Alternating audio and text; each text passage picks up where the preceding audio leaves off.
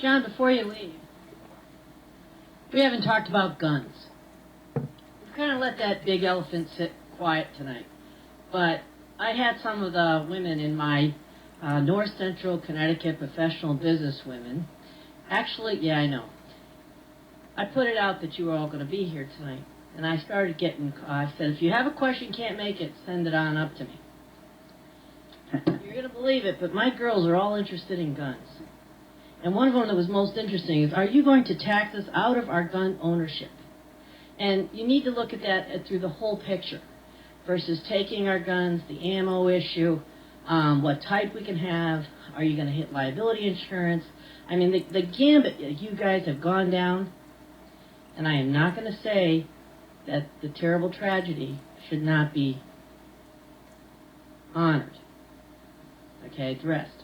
But I really have to believe you guys have gone a little off the deep end. And I'm very concerned for myself, but also from a lot of folks out here. I'd like to have you talk just a smidge about the gun issue. I don't think there's a lot of support, even among the Democratic caucuses, for the ammunition tax. I don't think there's probably a lot of support for the insurance liability, some of those extra costs that you would see drive up the right to ownership. I do think you'll see a package of changes to our gun laws that include things like universal background check. Will include making sure that every time someone sells a gun, there's a background check done. Purchasing of gun would require a certificate of eligibility.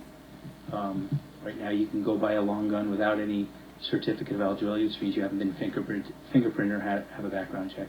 I do think you'll see those types of things.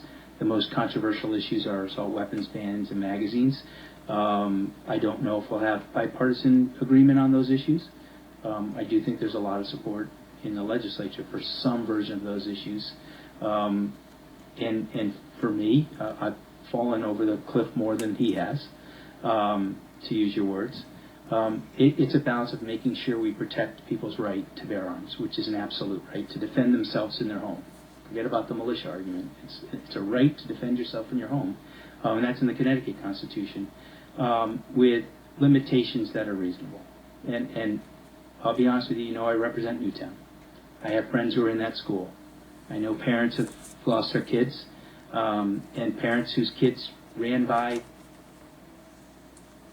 a terrible man with a gun while he was changing his magazine.